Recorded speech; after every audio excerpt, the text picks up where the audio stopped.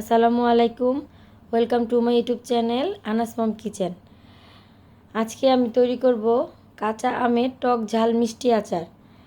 এই আচার তৈরি করার জন্য আমাদের যা যা লাগবে সেগুলো হচ্ছে কাঁচা আম, সরিষা বাটা, হলুদ গুঁড়া, মরিচ গুঁড়া, পাঁচফোড়ন, টালা মরিচের গুঁড়া, আদা রসুন বাটা, সরিষার তেল, লবণ। সবার আগে আমগুলিকে আমরা ধুয়ে ভালো মতো পরিষ্কার করে ছোটো ছোটো টুকরা করে কেটে নেব। এরপরে আমগুলোকে বড় পাত্রে রেখে এর মধ্যে এক এক করে লবণ, হলুদ গুঁড়ো, মরিচ গুঁড়ো, আদা রসুন বাটা, সরিষা বাটা, পাঁচফোড়ন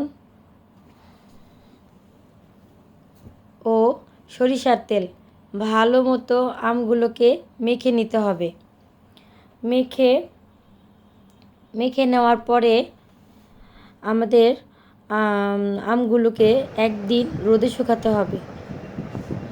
এর জন্য বড় বাঁশের পাত্র যেমন কুলা অথবা চালুন, যেটাই আমরা হাতের কাছে পাই, সেটার উপরে আমগুলোকে ভালোভাবে ছড়িয়ে নিতে হবে।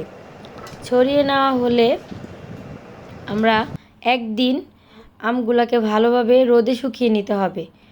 কারণ রোদে যদি আমগুলো শুকিয়ে নেওয়া যায় তাহলে আচারের মানটা খুব ভালো হবে এবং আচার দীর্ঘদিন ভালো থাকবে, যাতে আমরা বছরের পর বছর আচারটা সংরক্ষণ করতে পারি। এর জন্য রোদে দেওয়া এই আচারটা অত্যন্ত জরুরি।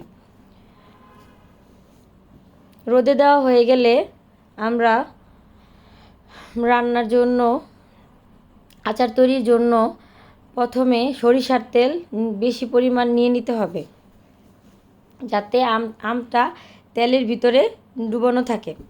এর জন্য সর্বপ্রথম তেল গরম হয়ে গেলে শুকনা মরিচ, তেজপাতা ও কালো জিরা দিয়ে ভালো করে ভাজা করে নিতে হবে, যাতে স্মেলটা সুন্দর হয়।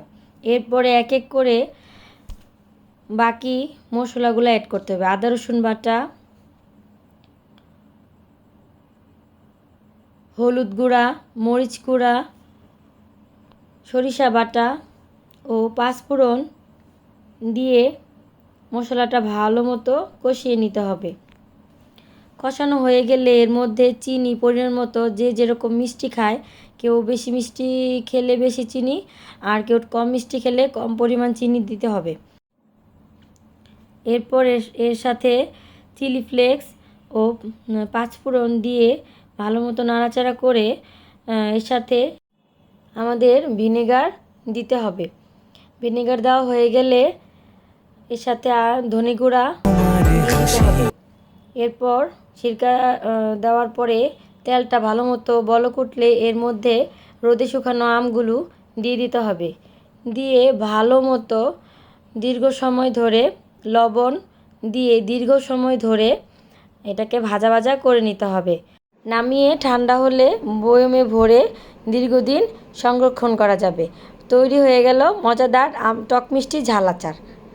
সবাই আমার রেসিপিটি ফলো করবেন, আপনারাও বাসায় তৈরি করবেন এবং কমেন্টে জানাবেন আপনাদেরটা কেমন হয়েছে।